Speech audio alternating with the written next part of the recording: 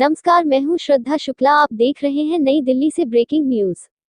भाजपा के कहने पर राजद कांग्रेस गठबंधन के खिलाफ ओवैसी लड़ेंगे चुनाव, दिग्विजय सिंह।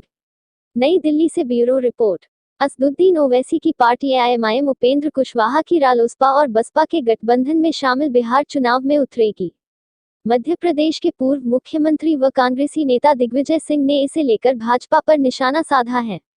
उन्होंने कहा है कि भाजपा और ओवैसी एक ही सिक्के के दो पहलू है। कांग्रेस नेता ने ट्वीट किया कि ओवैसी भाजपा के कहने पर राजद कांग्रेस गठबंधन को नुकसान पहुंचाने के लिए अलग से चुनाव लड़ेंगे। एक बार मैं फिर सही साबित हुआ। भाजपा और ओवैसी एक सिक्के के दो पहलू हैं। जानकारी के मुताबिक रालोसपा, बसपा और एआईएमआईएम गठबंधन 8 अक्टूबर तक सीट शेयरिंग कर प्रत्याशियों की सूची जारी कर देगा। पहले चरण के नामांकन की अंतिम तारीख भी 8 अक्टूबर ही है।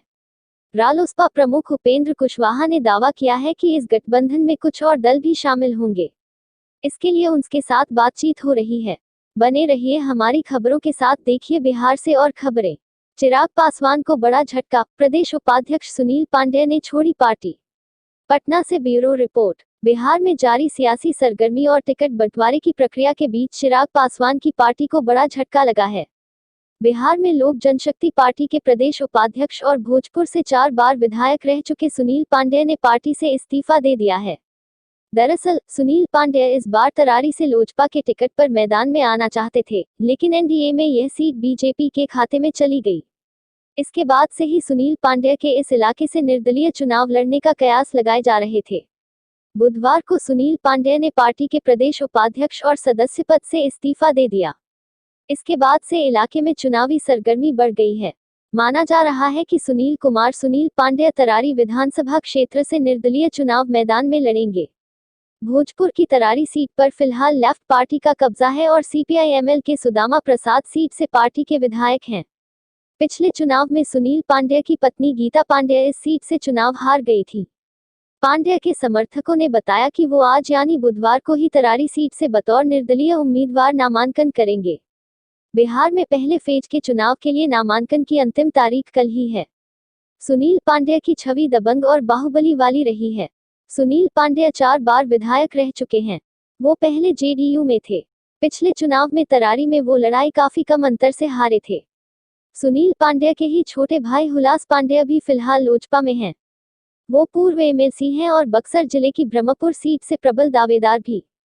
तरारी से निर्दलीय चुनावी ताल ठोककर सुनील पांडेय ने बीजेपी के लिए चिंता बढ़ा दी है, क्योंकि इस सीट से पहली बार पार्टी ने कौशल विद्यार्थी को चुनावी मैदान में उतारा है। अब आपको ले चलते हैं मध्य प्रदेश भोपाल। मप्र सरकार ने घटाया मंडी टैक्स, निराश्रित सहायता शुल्क पूरी तरह हुआ खत्म। भोपाल से ब्यूरो रिपोर्ट। मध्य प्रदेश में 12 दिनों से जारी मंडी व्यापारियों की हड़ताल आखिरकार खत्म हो गई। कृषि मंत्री कमल पटेल के साथ मंडी व्यापारियों की बैठक और मुख्यमंत्री शिवराज सिंह चौहान के हस्तक्षेप के बाद यह हड़ताल खत्म करने के लिए सरकार ने कुछ बड़े फैसले किए हैं। इसके तहत अब प्रदेश में मंडी टैक्स केवल 50 पैसे वसूले जाएंगे, जबकि निराश्रित सहायता शुल्क पूरी तरह समाप्त कर दिया गया है। मुख्यमंत्री शिवराज सिंह चौहान की सहमति के बाद अब प्रदेश की मंडियों में मंडी टैक्स ₹1.50 के स्थान पर केवल 50 पैसे वसूले जाएंगे। इसके साथ ही निराश्रित सहायता के 20 पैसे वसूलना भी बंद कर दिया गया है।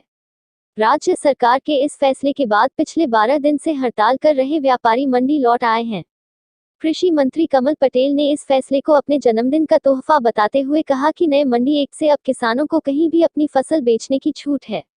अनाज के भंडारण के लिए लाइसेंस की बाध्यता भी खत्म हो गई है। कमल पटेल ने बताया कि मंडी के बाहर कारोबार पर कोई मंडी टैक्स नहीं था, लेकिन मंडी में ₹1.50 मंडी टैक्स देने के साथ ही 20 पैसे निराश्रित सहायता शुल्क देना पड़ता था। व्यापारी मंडी टैक्स घटाने की मांग को लेकर पिछले 12 दिन से हड़ताल पर थे, जिसे बातचीत के बाद समाधान कर दिया गया है। सकल अनाज दलहन तिलहन व्यापार समिति के अध्यक्ष गोपाल दास अग्रवाल ने कहा कि सरकार के इस फैसले से व्यापारियों को राहत मिलने के साथ मंडियों को बचाने का रास्ता भी खुला है। किसानों का मंडियों पर भरोसा है। किसानों के कल्याण के लिए मंडियों का अस्तित्व बचा रहे हैं।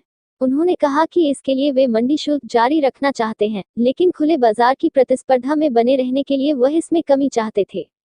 उनकी मांग आज कृषि मंत्री कमल पटेल से चर्चा और मुख्यमंत्री शिवराज सिंह चौहान की सहमति के बाद पूरी हो गई है।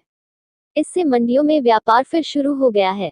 आपने अभी तक हमारे YouTube चैनल को सब्सक्राइब नहीं किया है तो कर लीजिए, घंटी भी बजा दीजिएगा। खबरें हमारी अच्छी लगे तो लाइक